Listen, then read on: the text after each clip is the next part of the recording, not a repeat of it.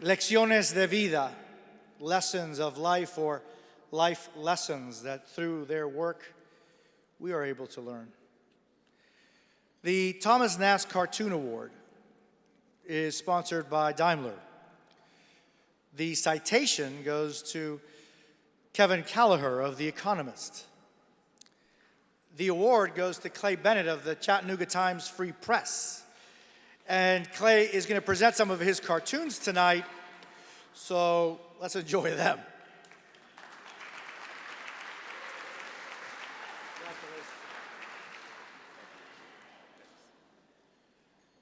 Oh, thank you all so much.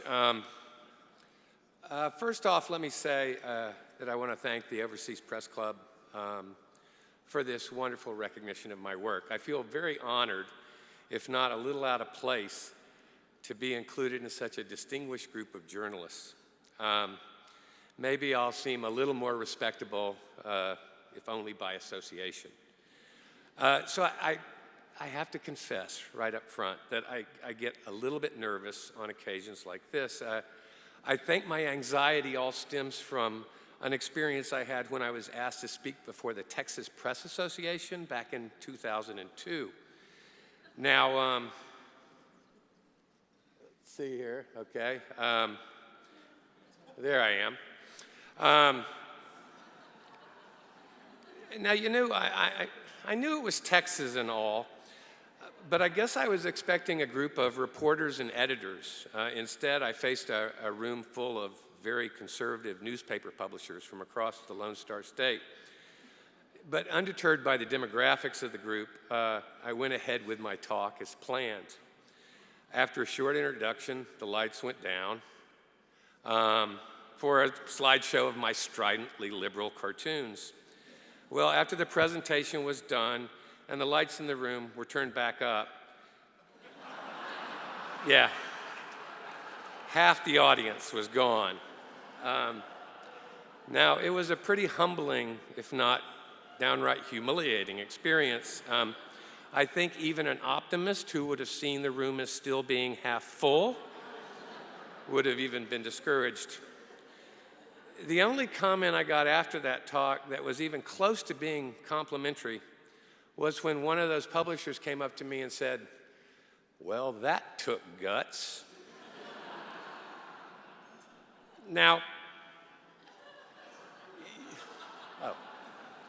you know, that might not sound like a glowing review to you, but "that took guts" will always be a compliment to me. But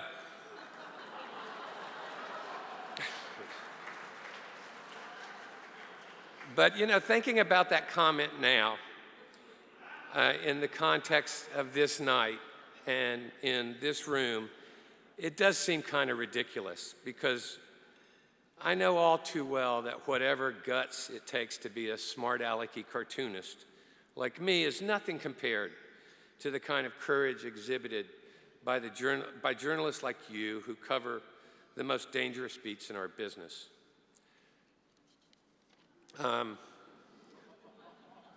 You know, while I might risk a nasty phone call or a strongly worded letter to the editor for doing my job, many of you risk life and limb to do yours.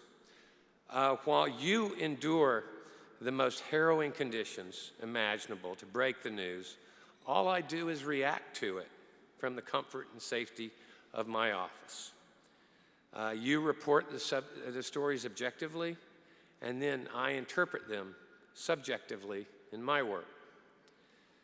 You know, fair and impartial journalism will always have a special place in my heart, but it rarely finds a place in my work.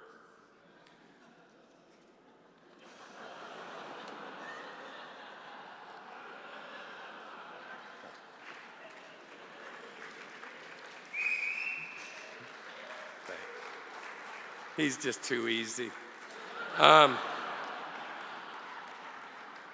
So you see, if the mission of a journalist is to hold up a mirror to society, the one an editorial cartoonist uses is like one of those mirrors you find in a carnival funhouse.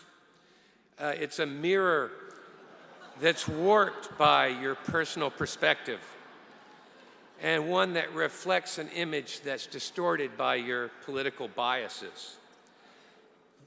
But still, I couldn't do that job, as annoying and risk-averse as it is, if not for the noble and downright dangerous work that you do.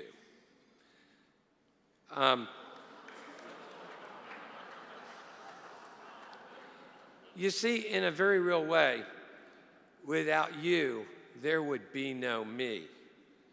So I guess you're to blame.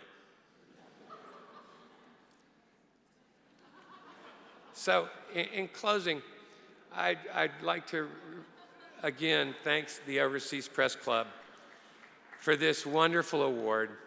And my daughter's college would like to thank you for the money.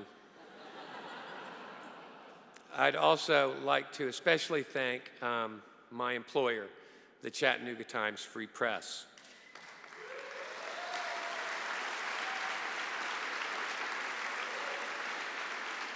I mean, I am so lucky to have the unwavering support of everyone, from the owner of the paper in Little Rock, Arkansas, to the publisher in Chattanooga, to every single editor I've worked for the past 10 years. It's not easy to be my boss, but let me tell you, my bosses make it very easy to be me.